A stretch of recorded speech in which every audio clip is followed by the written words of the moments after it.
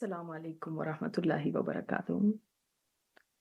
الحمد للہ رب العالمین والعاقبۃ للمتقین والصلاة والسلام علی سید المرسلین وعلی آلہ وصحبہ ومن تبعہم بإحسان الی یوم الدین۔ اما بعد فاعوذ باللہ من الشیطان الرجیم، بسم اللہ الرحمن الرحیم۔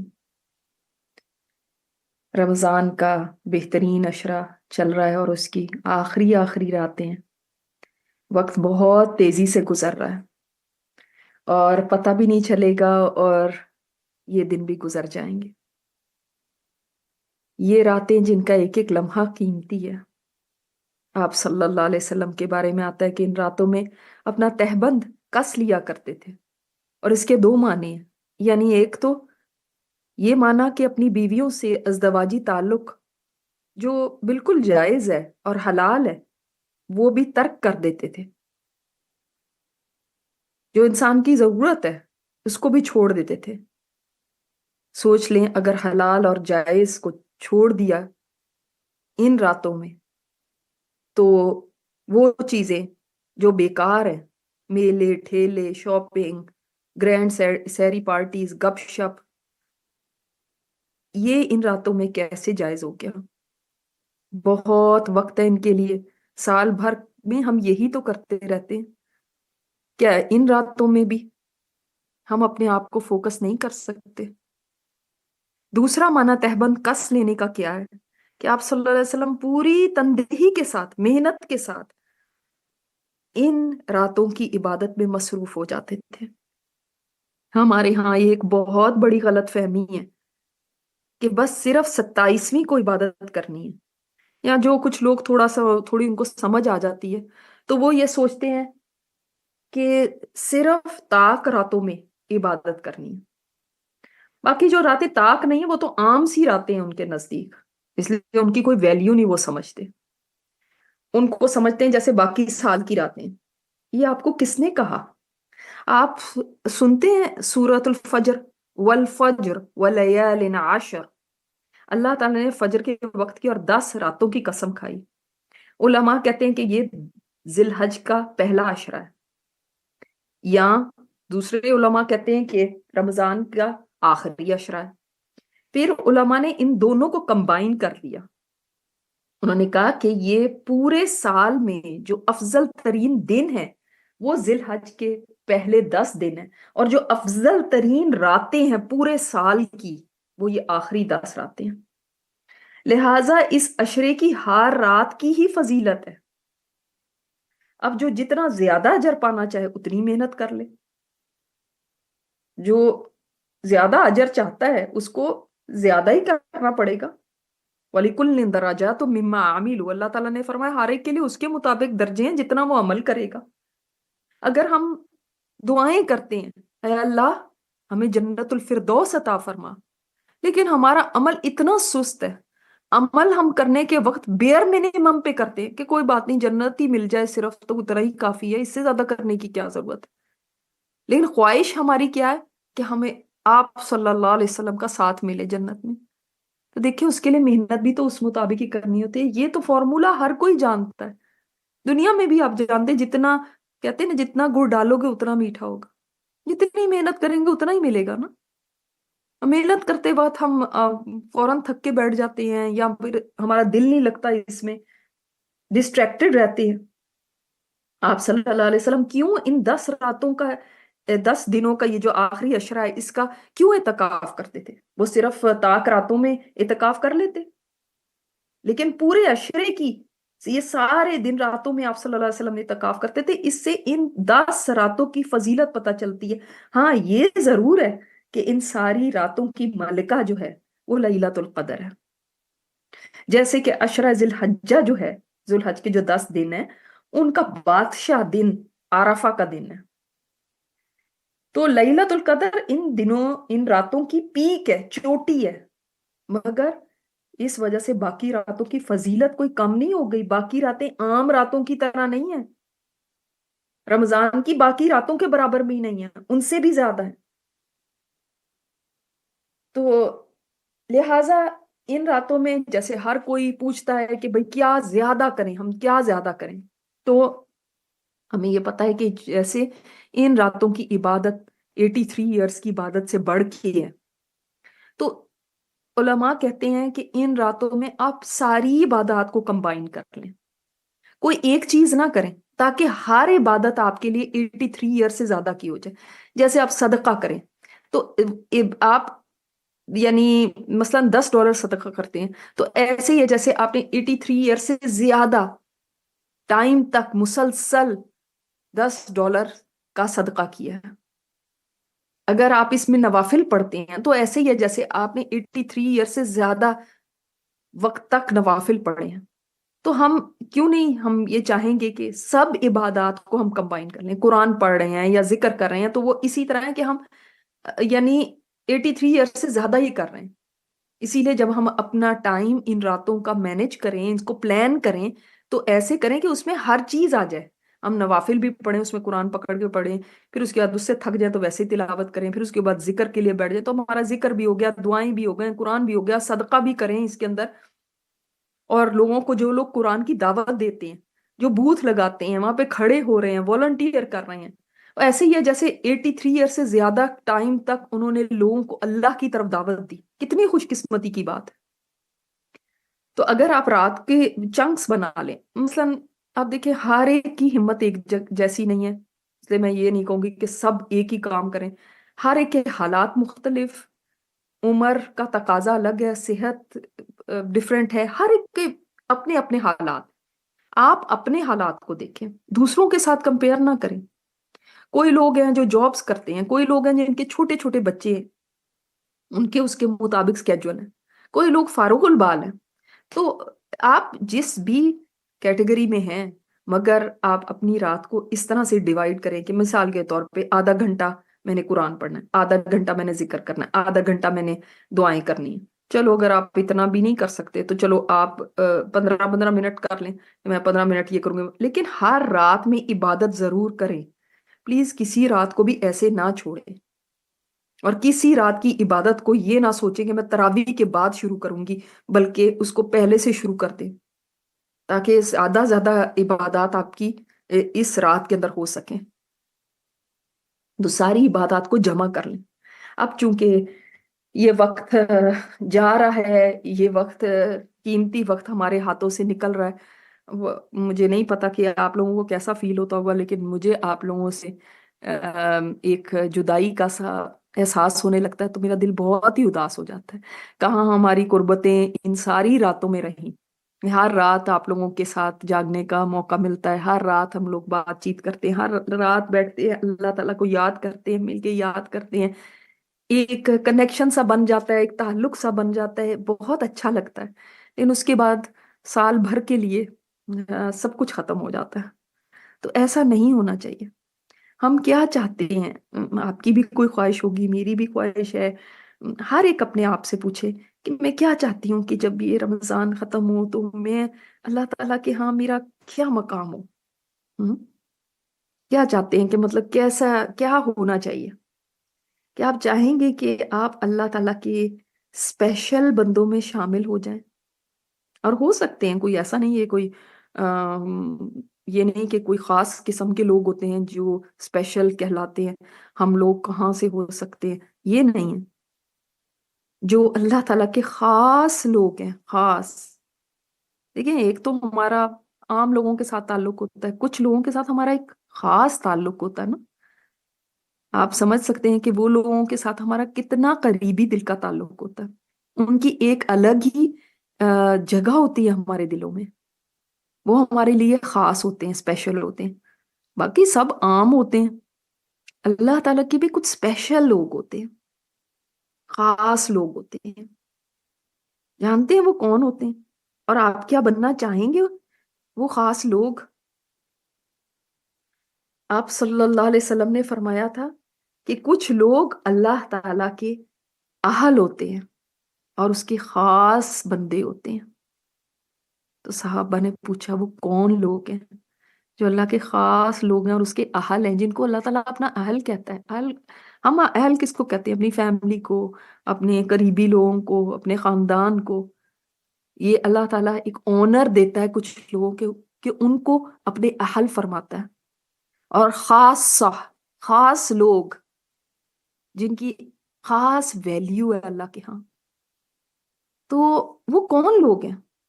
صحابہ بھی جاننا چاہتے تھے، تو انہوں نے پوچھا کہ وہ کون لوگ ہیں یا رسول اللہ؟ آپ صلی اللہ علیہ وسلم نے فرمایا اہل القرآن، قرآن والے لوگ۔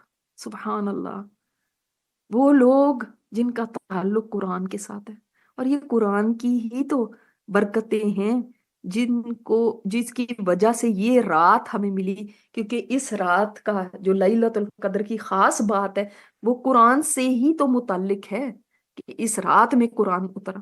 آپ خود سوچیں، اس قرآن کے اترنے نے اس رات کو کتنی شان دے دی کہ یہ رات ساری راتوں، پورے سال کی ساری راتوں میں اسپیشل ہو گئی۔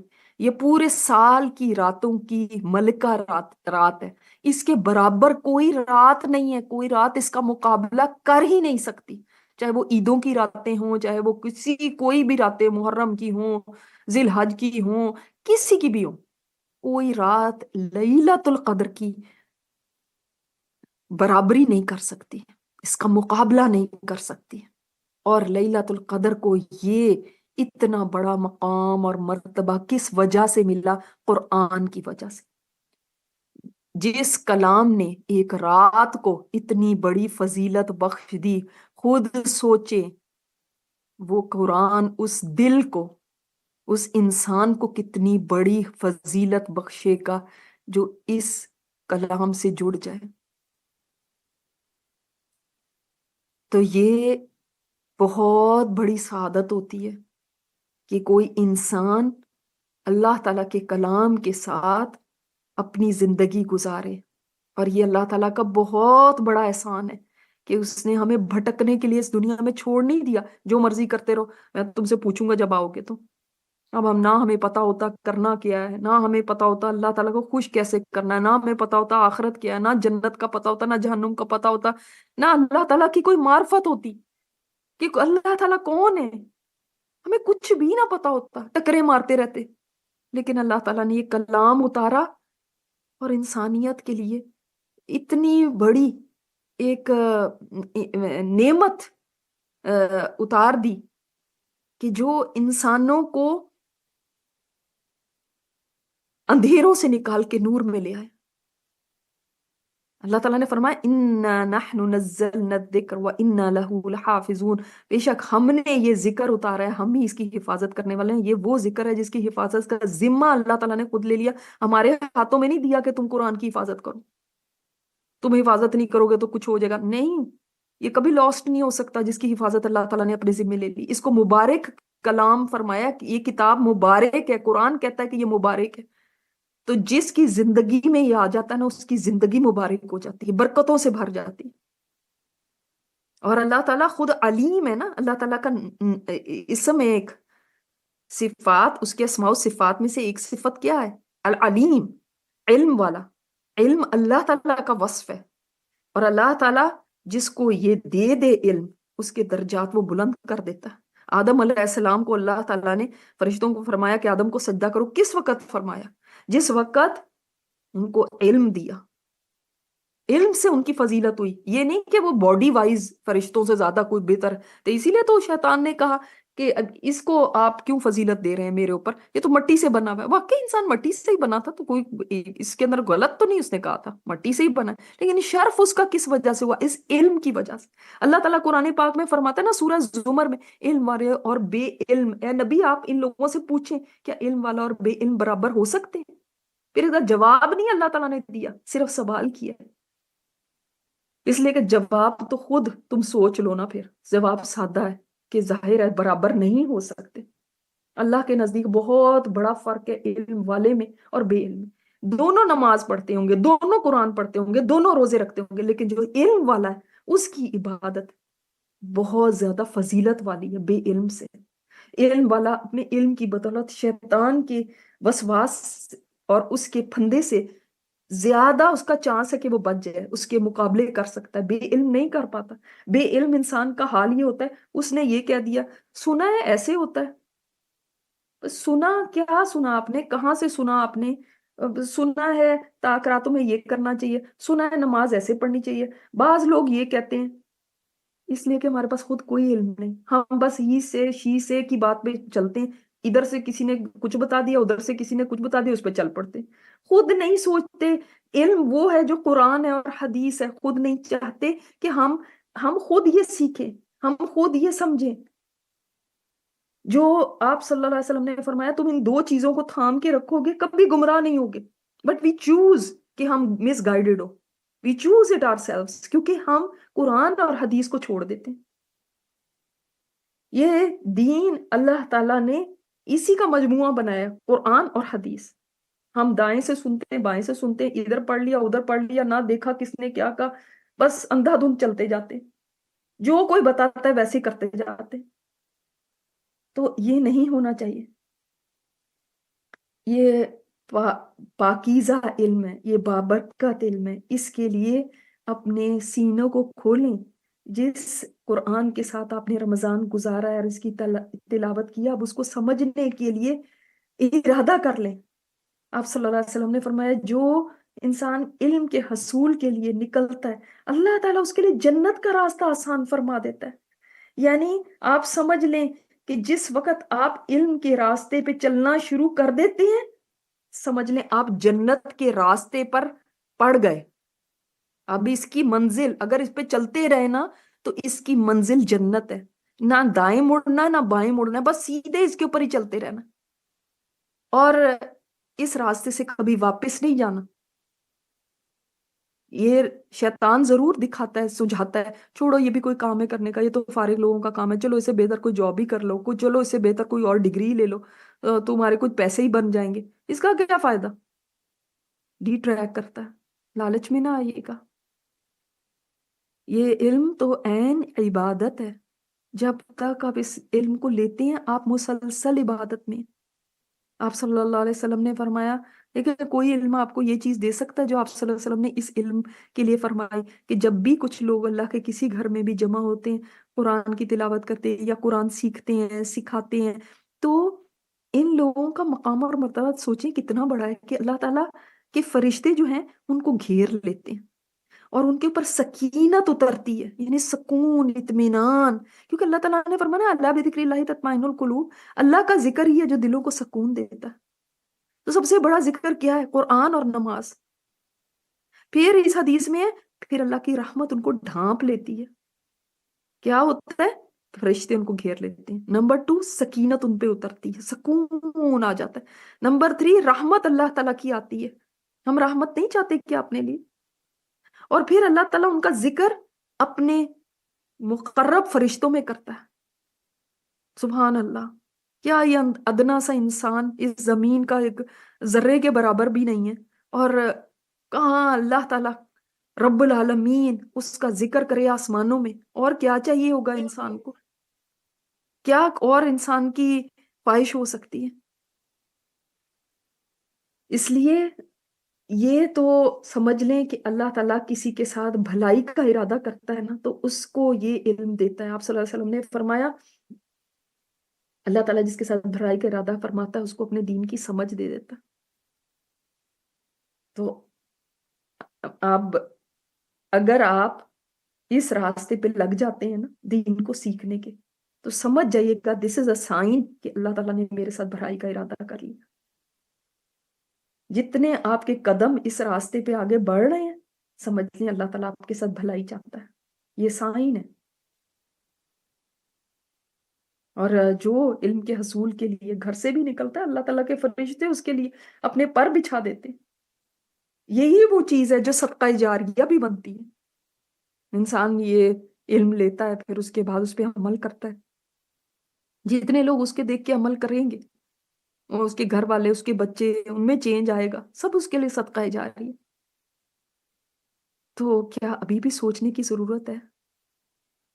کیا ابھی بھی آپ سمجھتے ہیں کہ کل کر لوں گی، ابھی وقت بہت پڑا ہے، کب پھر کر لوں گی پھر کر لوں گی، جب کہ زندگی کا بھروسہ نہیں؟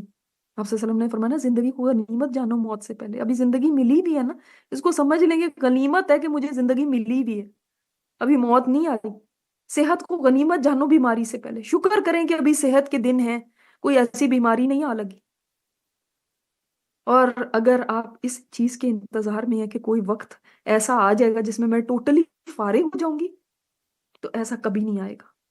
جن حالات میں بھی ہیں ان مبارک راتوں میں آپ بسم اللہ کیجئے. جتنے اسٹوڈنٹس بھی اس ادارے میں پڑھ رہے ہیں وہ سب کوئی فارغ البال نہیں ہے، سب مائیں ہیں، سب بیٹیاں ہیں، سب بیویاں ہیں، کوئی جابز بھی کر رہی ہیں. مگر اس علم کی برکات میں سے ایک برکت یہ ہے کہ اللہ تعالیٰ کاموں کو سمیٹ دیتا ہے. اب ظاہر ہے برکت کوئی چیز ایسی نہیں ہے کہ اٹھا کے میں آپ کو دکھا دوں یہ دیکھیں جی برکت یہاں پہ یہ برکت پڑی ہے. فزیکل تو نہیں ہے نا، کوئی چیز نظر تو نہیں آتی نا، مگر آپ کو خود پتہ چلے گا، لوگ آپ سے کہیں گے آپ کیسے کر لیتی ہیں یہ سب کچھ، ہم سے تو ہو ہی نہیں پاتا. تب پتہ چلتا ہے اللہ نے برکت دی ہوئی ہے. تو ان راتوں میں ارادہ کیجئے. جب آپ ان راتوں میں کسی کام کا بھی ارادہ کریں گے اور اس کے لیے سٹیپ اٹھائیں گے نا، تو آپ کو اجر کتنا بڑا مل جائے گا صرف ارادہ کرنے پہ. کتنا بڑا. ویسے ہی اگر انسان ارادہ کرے تو اس کے لیے ایک نیکی لکھی جاتی. سب ابھی اس نے کیا نہیں ہوتا، صرف ارادہ کرنے پہ ایک نیکی لکھ دی جاتی ہے. اور اگر انسان کر بھی لے تو 10 گنا اس کو اجر ملتا ہے. اب آپ اندازہ کیجئے کہ ان راتوں میں اگر آپ ارادہ بھی کریں گے تو کتنا گنا آپ کا اجر بڑھ جائے گا. اللہ کی رسی کو تھام لیجئے، بغیر کسی پریشانی کے، بغیر کسی فکر کے. کیسے ہوگا یہ تو ہو گیا تو پتہ نہیں کیا آسمان گر پڑے گا، میرے کام ہی سارے ادھورے رہ جائیں گے. نہیں، جب آپ اللہ کے کلام کے بغیر کام کر رہے ہوتے ہیں تب آپ کے کام ہو رہے ہیں. تو جب اللہ کے کلام کو اپنی زندگی میں شامل کر لیں گے، برکت کو شامل کر لیں گے، تو کیا تب کام نہیں ہوں گے؟ ان کاموں کا تو ذمہ اللہ ہی لے لیتا ہے. تو خوشی خوشی اپنے رب کی رسی کو تھامنے کے لیے پہلا قدم ضرور اٹھائیے. یہ تو وہ چیز ہے جو سورہ یونس میں آتا ہے نا، یہ تو وہ چیز ہے جس پہ لوگوں کو خوشیاں منانی چاہیے. یہ ہر اس چیز سے بہتر ہے جس کو لوگ جمع کر رہے ہیں. تو آپ کے سامنے لنک بھی ہوگا، آپ بسم اللہ کیجئے، فری کورسز میں سے کوئی کورس اپنے لیے چوز کر لیں اور ارادہ کر لیں اس دفعہ کہ اب کے اس رمضان میں جو قرآن کے ساتھ میں نے وقت گزارا ہے تو اب یہ تعلق ختم نہیں ہوگا. یہ اب رمضان ختم ہو جائے گا، قرآن سے تعلق ختم نہیں ہوگا. اس کو تعلق کو جاری رکھیے. آپ کو لنک مل رہے ہوں گے فری کورسز کے بھی، آپ کے سامنے عمرے کا بھی لنک آ رہا ہوگا. جو میرے ساتھ گروپ میں جانا چاہتے ہوں وہ بھی اس لنک کو دیکھ سکتے ہیں. ارادے کر لیں نیکیوں کے جتنے آپ ارادے کر سکتے ہیں، کیونکہ ارادوں کے پر بھی اجر ہے. باقی کروانا اللہ تعالیٰ کا کام ہے. یہ ہم صرف ارادہ کر سکتے ہیں، توفیق صرف اللہ نے دینی ہوتی ہے. اور اس کے اندر اپنے لیے توفیق بھی مانگیے گا، اللہ تعالیٰ سے ہاتھ اٹھا کے دعائیں کریے گا کہ یا اللہ میرے بس میں صرف اتنا تھا، میں نے کر دیا، آگے تو نے کرانا ہے. ایک کوشچن جو 2 دن سے لوگ مجھ سے پوچھ رہے ہیں اور میں آپ لوگوں کے سامنے بھی رکھنا چاہتی ہوں تاکہ آپ میں سے اگر کسی کا یہ سوال ہو تو ان کو جواب مل جائے، کہ وہ ہر ایک میں سے یہ پوچھ رہا ہے کہ کیا امام کے پیچھے جب ہم قرآن پاک پکڑ کے کھڑے ہوتے ہیں تو ہم خود بھی پڑھنا شروع کر دیتے ہیں، تو ہمارا وہ قرآن کا حصہ تو ہو گیا نا، اب ہمیں گھر جا کے تو نہیں پڑھنے کی ضرورت. تو یاد رکھیے آپ امام کے پیچھے قرآن جب پکڑ کے کھڑے ہوتے ہیں تو آپ کو پڑھنا الاؤڈ نہیں ہے، آپ خود نہیں پڑھ سکتے. ہاں آپ امام کا سن رہے ہیں اس کو فالو کریں بس. آپ اس لیے وہ کھول کے کھڑے ہوتے ہیں تاکہ آپ فوکسڈ رہیں. آپ نے پڑھنے کے لیے نہیں کھولا ہوتا. نہ آپ ترجمہ پڑھ سکتے ہیں، نہ قرآن کریم کا جو عربک ٹیکسٹ ہے وہ پڑھ سکتے ہیں، کچھ بھی نہیں پڑھ سکتے. آپ نے صرف سننا ہے اور آپ کی نظریں وہاں ہونی چاہیے تاکہ آپ کا ذہن نہ بھٹکے. صرف اس لیے آپ کو کھول سکتے ہیں، ورنہ اس کے لیے نہیں آپ نے کھولا وقت کے ساتھ ساتھ آپ بھی پڑھتے جا رہے ہیں، ساتھ امام بھی پڑھتے جا رہے ہیں. یہ بالکل نہیں ہو سکتا. تو اس لیے آپ امام کے پیچھے خاموشی کے ساتھ کھڑے ہوتے ہیں، آپ خود نہیں پڑھتے. تو پہلی تو بات یہ کہ آپ پڑھ ہی نہیں سکتے امام کے پیچھے. تو پھر تو یہ سوال ہی نہیں ہے کہ بھئی میرا ہوا یا نہیں. کیونکہ اب دوسری بات یہ کہ جو آپ نے سنا، سننے میں اور پڑھنے میں فرق ہے. آپ تلاوت سنتے رہیں اس کا بھی اجر ہے، لیکن ایک آپ کا پڑھنا ہوتا ہے. جیسے آپ نے اپنا قرآن کریم مکمل کرنا ہے اگر پڑھ کے تو اس کا الگ ثواب ہے.